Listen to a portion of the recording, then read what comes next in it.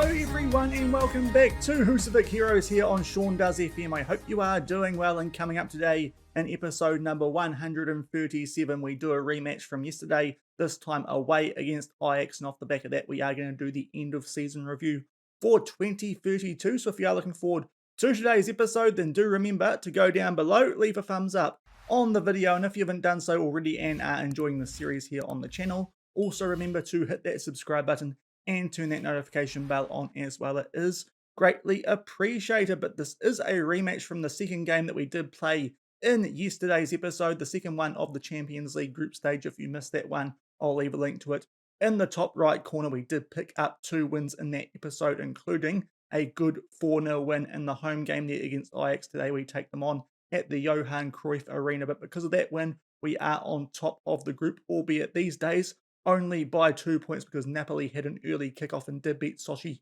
by 3-1. So 2 points clear of Napoli, on top of the group, but with a game in hand. Any points here away at Ajax would be quite useful going into tomorrow's episode, where we do have an away trip to Napoli, followed by a home game against Sochi to round things off. Considering that last game that we do have in the group stage, you would like to think at the very least we're going to end up on something like 12 points, but hopefully we can grab some away points here and try and establish ourselves to make sure that we can qualify top spot in a group for the second straight year.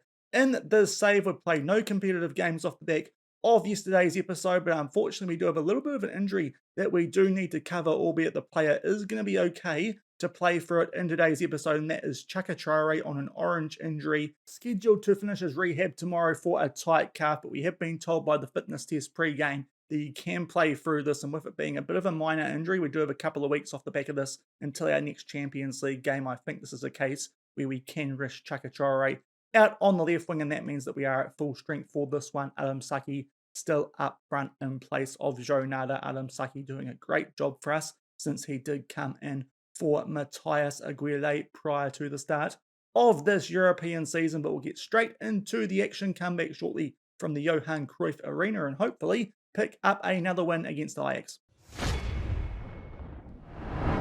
And we'll show you guys the team sheets for this only game of today's episode. There is what Ajax looked like. Looks like a slightly different formation to what they played in the away game yesterday, but very much similar personnel. So hopefully we can pick up a similar result, especially with pretty much our first choice 11 out there. And hopefully this might all but guarantee us Champions League knockout football for the start of 2033. And we have to wait till the 15-minute mark for the first highlight, and it is Ajax on the attack here inside our box. Levan Tam just recently has picked up a yellow card. Dangerous tackle that from Chaka Traore. I think Fernandez that was who got the shot off, but that's a pretty safe save there for Husavik, and this highlight will continue. So hopefully this might end up being one that is in our favour, as Elias Anderson passes that to Busaroge, who deep there by Husavik. Chaka puts the ball over the top here for Adam Saki. Can he put this away? Hits that straight at Onana pretty much. Decent save from him there as Ajax look to play out from the back somewhat sketchily. That's the end of that highlight. We'll get Levan Tam to ease off tackles as it remains 0-0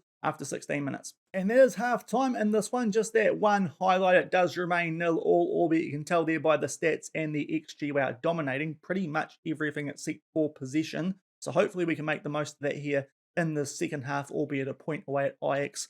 Probably wouldn't be a bad result either way, but we are certainly dominating this game. So hopefully we can make that count here in the second half. We'll make no changes just yet, and hopefully break through as we're about to kick off the second 45 minutes. And we in fact have a highlight immediately from the restart here in the second half, so this one might be a bit more eventful than that first half was. A very quiet one, especially when it's the only game of today's episode, with that end of season review coming up at the end of the domestic Icelandic season as it falls about halfway through this Champions League group stage. Adam Saki plays that nicely for Zimmerman, gets a chance there at the near post, but that shot's a little bit weak. At Onana, it will remain 0-0 early in the second half. Albeit right off the back of that highlight, we do have another. So as I said, the second half might be a lot more eventful than that first one was. We did have a throw in there, but Ajax do get possession back off it, which is a little bit disappointing. Martinez playing on an injury. That's interesting there for a centre-back, and Daramy here tries to get something going down their left-hand side, plays that for Fernandez. Daramy wins that header, and they are still in possession, albeit that's a good slide tackle there from Lassana Doumbia to get possession back for us, and Busaroge will play that over to Kalen Rakasana as we try and get something going here Down our left-hand side, Saki unleashes a shot, but it's just over the bar, still 0-0 after a few good early chances for us to start the second half. And not too long off the back of those opening highlights in the second half, we do have another. We were briefly in possession, but unfortunately Ajax do get an interception inside our own half, and Daramy just holds things up, and they switch that out to Alvarez on the right-hand side, right on the edge of the box. Ajax looking to launch one of few attacks that they have done against us, both in yesterday's game and today's game, but they are keeping position quite well here as they start to get back inside the final third. Nice ball over the top there for Kaleem Said, and he puts that in the back of the net and almost out of nowhere, because so far in this game we have been pretty dominant stats-wise, but Ajax do grab a leading goal here at the 53-minute mark. They were just holding play up nicely, get that just inside the final third there through Alvarez. Nice ball over the top, and Said puts that in the back of the net to make it 1-0 Ajax. And very shortly off the back of that opening goal to Ajax, they do have a goal kick here, which Onana takes short, and they do look to play out from the back. They pump that deep, and they will keep possession, albeit good interception there. I think that would have been by Boreal, and we are back in position. Indeed it was. He's got a lot of space here. Down the left-hand side, puts it in for Doumbia. A great chance, but his header goes over the bar. Should really be 1-1, but it does remain 1-0 in Ajax's favour. And not too long off the back of that previous highlight, we do have another, so a lot going on here in the second half of this one as we are in search of an equaliser. A loss here would certainly make things a little bit interesting going into tomorrow's episode. A good chance there yet again, this time for Saki, but hits that yet again straight into the path of Andre Onana. So we're certainly creating chances, but somehow find ourselves down 1-0. Ajax deal with that corner. Still 1-0 here coming up to the hour mark, and I think we're going to make our first substitution. Ali Ramadan only on a 6.4. Thiago Polo to come on for him, and also bring on Ian Carlo with Levan Tam on a yellow card. See if that helps out for this last half hour. And shortly off the back of those substitutions, it's another highlight here, starting with a goal kick to Ajax. Yet again, they play it short and look to play out from the back. We do a decent job of pressing them. Martinez under a fair bit of pressure there, but he finds his centre-back partner, and they take their time to get rid of this, albeit that's a big long ball forward, and Kenny Boreal will tidy things up. Elias Anderson now plays this forward to Kalen Rakasan as we are still in search of an equaliser, despite the fact we have been pretty dominant so far in this game. Another great chance that for Zimmerman, but Onana does make the save. Still 1-0 down here somehow, and Chaka Traore is down to a red heart, so Onana will come on for him with our last substitution. And shortly off the back of that last substitution, it is Ajax who were briefly on the attack there, but they play a long ball forward, and we get back in position and hopefully can get our equaliser here, because not quite sure exactly how we're behind in this game. That's a great ball there for Saki, but just potentially took a little bit too much time on that one. Gave Onana a chance to pick his side, and in the end, that's a decent save from him there. We'll see if anything does come from the subsequent corner, but unfortunately, Ajax deal with that one pretty safely, albeit Ian Carlo gets us possession back. We'll just wait and see if this highlight does stop. Indeed, it does. Still 1-0 down here with 20 minutes left. And inside the last 5 minutes of this one, we have gone to a higher tempo, and we do have a highlight here. We get that ball out to Jonada on the left-hand side, tries to put that one in for Saki, but can't quite find him, albeit Ajax pump it deep and give us back position. Nice ball there from Thiago Polo, and this time, finally, we put the ball in the back of the net. Nicholas Zimmerman gets his 31st goal of the season, and finally, we get an equaliser that is thoroughly deserved when you see the stats and all the highlights that we have had so far in this game. It's just not quite as clinical as we would like to be so far in this game, but thankfully we should at least get a point out of this one as we make it 1-1 with just about 5 minutes left plus injury time. And up to the 91-minute mark, it is us in possession there briefly after Ajax pumped that forward, but in the end they do get possession back here, and hopefully we can hold on. But Anthony starts to make his way forward, albeit now towards the edge of the box. Bit of a loose pass there from Alvarez, but they do keep possession. Find Anthony again, and Ajax might absolutely FM us here, because that is a wonderful strike from Anthony to put that into the left corner. It does look like Ajax might end up beating us here 2-1, albeit there is a VAR check and the goal has been disallowed. That's a little bit surprising there. It didn't look too obvious, but we'll just wait and see here. In fact, it is quite obvious, despite that being a very good strike there from Anthony. So thankfully, we do hang on here to our point at the moment, albeit we do get shown the free kick off the back of that offside, and we do start to get something going here potentially down the right-hand side. Ian Carlo finds Nicholas Zimmerman. What can he do on the edge of the box? Starts to put that in for Kalen Rakasan, but his shot comes off the upright, goes over the bar, and we are now in the final minute here of 4 of added time, albeit with only a few seconds left. We are going to get shown a corner, so can we end up pinching this off of Ajax, despite the fact we have been quite dominant here stats-wise, as Lassana Doumbia takes his time over this corner. We'll try and pick out Thiago Polo, but in the end, they deal with that very safely there, do Ajax, and we end up drawing here away at the Johan Cruyff Arena. You look at the stats there, it's a game that we really should have been winning. Took us a long time there to get a goal. We should have got one or a few more before that, but in the end, away from home, that's a useful point. Quite good performance, but unfortunately, we can't quite keep our perfect streak in the Champions League this season going, but still not a terrible result there. 1-1 against Ajax. That does mean we are going to stay top of the group, 3 points clear of Napoli, and we play those guys in the first game of tomorrow's episode. So as long as we end up just getting a draw in that game away from home, I think that should be enough for us to top the group, and even then they would need to go out and beat Ajax to go above us. Would Napoli, with our last game being against Sochi, you would like to think we are going to get all 3 points from that one, but we are still top of the group despite not quite winning that one, even though we probably should have. But that's the game for today's episode. We'll come back shortly and get through our end of season review. And we've gone forward a few weeks, not too long before the next game in our Champions League group stage, which we'll show you guys in tomorrow's episode, that away trip to Napoli, which could be oh so important in determining who does finish top of our group. But we are about to get stuck into the end of season review. There you can see on screen the Islands Dealden roundup. We went through the season unbeaten, as you can see there, in terms of signings of the season. A few former players we do have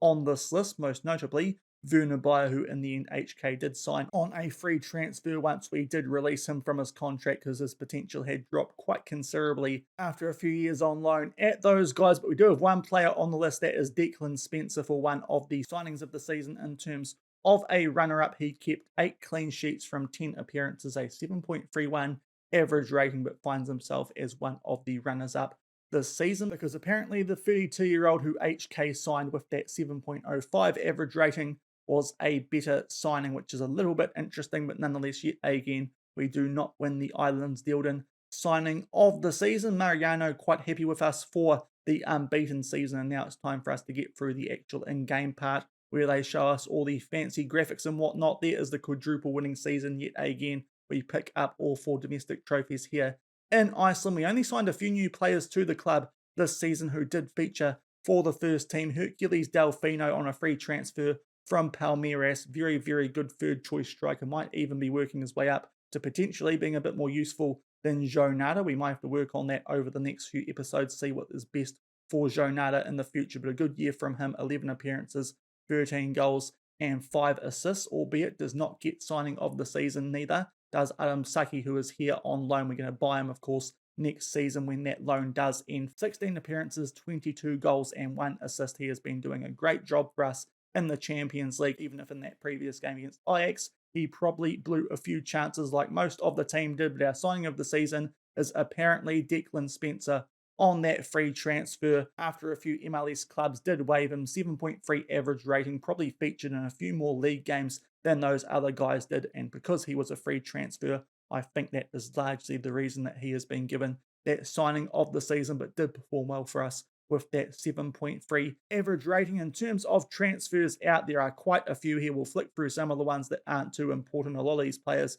were backup players for us here going into this season, the likes of Thomas Diaz, who we sold back to Uruguay. Werner Bayer we let go on a free transfer. Andreas Burmez was in our under-19s. We managed to get 3 million for him, albeit he is a goalkeeper with quite a bit of potential. Whether he realizes that, not too sure. Matthias Aguirre, probably the biggest sale that we did make in this past transfer window here at Volsungur, our starting striker from the Champions League last season. He left us for Arsenal for £9 million. Has only played 6 games for those guys and scored a goal as well. Of course, we signed him a couple of seasons ago for £500,000, I think it was. So we made a good profit on that deal. And I do think we have upgraded a little bit with Adam Saki now up front. A few more backup players, the likes of Charlie Shaw, Bjarnason, Monroy, and then we get a few more who featured a bit more for the first team. Jorge, after we loaned him out last season, We sold him to HK for 250 grand. Has done an okay job for them this past season. Also, Bjarki Bjarkason,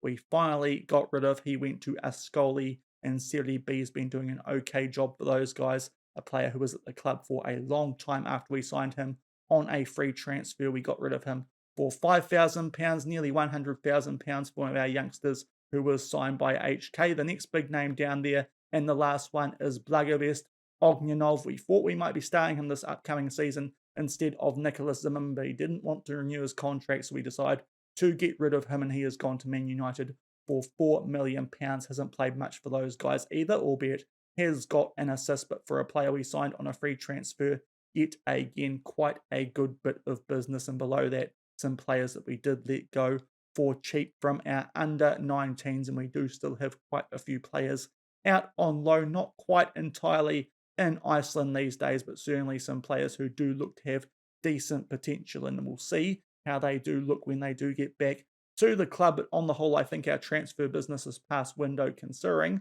we did have quite a limited transfer budget, was quite good. We certainly have a bigger one going into the next transfer window in February, up around that £40 million mark. In terms of the competitions, this will all be good. The perfect league season did not drop any points for the first time in quite a few years, which is very nice, because the last couple of years we've just fallen about one game short of achieving that. So a very good season. HK will be with us in Champions League qualifying next season. Phil Keir in the Europa League qualifiers, and Nuts KR and Breidablik are going to be in Conference League qualifying, and Akranes and Afterrelding, as we mentioned in yesterday's episode, are the teams who are going to be relegated. In terms of the Champions League, the board are very, very happy with how we're doing in this top of the group at the moment. Of course, last season we did make the semi-finals before Real Madrid did knock us out very, very comprehensively, but it was a great season last season. One of the big reasons we do have such a big transfer budget going in to the next window. The Malka Bicker, and we won this very, very comfortably in the end. The Super Cup, we also picked this up, albeit only after extra time and a late goal to take that one to extra time. So that one probably one of our closest games of the season here in Iceland. And the Deal to Bakar, we also won pretty comfortably. A few close games in the group stage against Breidablik and KA, but off the back of that, we did things fairly comfortably, including beating Phil Keir in the final 5-1 to make it a domestic quadruple. In terms of the moments to remember, our biggest win, 9-0 against Selfoss, who are a second division team in the Deal to Bakar. So that one not too memorable, truth be told. The match to remember, though, was the 1-0 win in the second league against AC Milan of the first knockout round of the Champions League. The late goal there scored by the former AC Milan man in Chaka Traore. So I think that's a fair game to be giving as the match to remember, albeit I might slightly favour the wins against Bayern Munich, but nonetheless we did a great job in the Champions League last season. Hopefully we can do something similar in this current season that we are in. And the goal of the season was in Champions League qualifying to one of our homegrown talents here at the club in Valdemarsson, right on the 85-minute mark. I remember this goal quite well. It did come off the back of the corner. They cleared it out to Valdemarsson. No one marked him, and he banged that into that top side towards where we're looking from that camera angle. A wonderful goal there off the bench to the youngster, and he will pick up goal of the season here at Volsungur. In terms of our finances, the first thing there you can see is our reputation did go up off the back of that run to the Champions League semi-finals, which is well and truly overdue. It had been sitting there on 3 stars, despite the fact that prior to that we had made the finals of both the Conference League and Europa League in the previous few years. In terms of sponsorship, somehow it has gone down, but everything else has gone up. Broadcast revenue, corporate and hospitality, competition prize money significantly because of that run to the semi-finals in the Champions League, as well as the match day commercial and retail. The top shirt sellers here at Volsungur this past season, Lasana Dumbia, Nicholas Zimmerman, Kalen Rakasan, Chaka Traore, and Karel Giroux, which is a little bit surprising there for a player who is on our bench. We'll just skip over this best 11 because, as we know, the screen glitches out quite regularly. And here are the club awards for the past season. The fans player of the season is actually Karel Giroux, which is quite surprising. He must have performed very, very well for us in the domestic league. The young player of the season yet again goes to Fabio Mariano. He must be getting nearly over the point where you can win that at 22 years old. The signing of the season and goal of the season we did see before. Top goal scorer Nicholas Zimmerman making it 31 goals in that draw against Ajax. The most assists go to another right winger in Patrick Nygaard with 18. The most player of the matches goes to Chaka Traore, and the highest average rating goes to Nicholas Zimmerman. So maybe Nicholas Zimmerman a little bit hard done by there by not winning player of the season. The most goals by a player in a league match, Hercules Delfino, actually picked up 5 goals in the game at one stage. So he is looking like a very promising player. Of course, he was on the next gen list this past season, and the highest transfer fee that we have received, that was for Matthias Aguirre at the £9 million mark. In the competition awards, the first division player of the season did go to Fabio Mariano, and the young player of the season in the first division here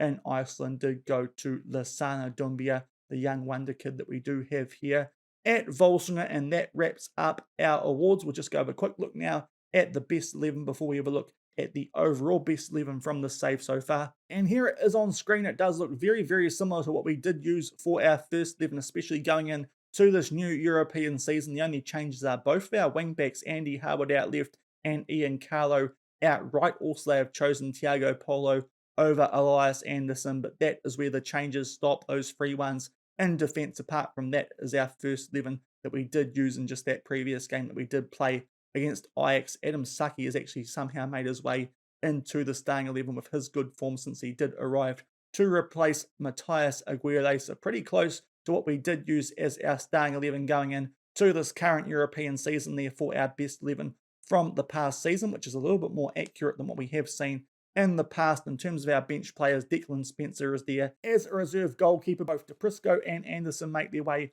onto the bench, as does Patrick Nygaard, Fabio Mariano, with a very good goal-scoring record still from that Mazzala role. Blagovest Ognjanov and Matthias Aguirre also did enough before we sold them to make their way into the best 11 for this past season. And now it's time to go and have a look at the overall best 11. There are a few players who have been added to this one. The most notable, apparently, is Kalen Rakasan. He's been great for us since we signed him a few seasons ago, as 1 goal short of the 50 mark. And also Peter Hojlervik has made his way into the overall team, albeit neither of those players have actually made their way into the starting 11. But I do think there's a few changes here in terms of personnel, because Patrick Nygaard, for some reason, playing right back. He can play wing back, but not too sure about him as a right back. But nonetheless, he has made his way there in this best 11. I think that centre back partnership is pretty similar to what it was last season. Luis Diaz still at left back, Sarah Fellini still at goalkeeper. Galtason keeps his place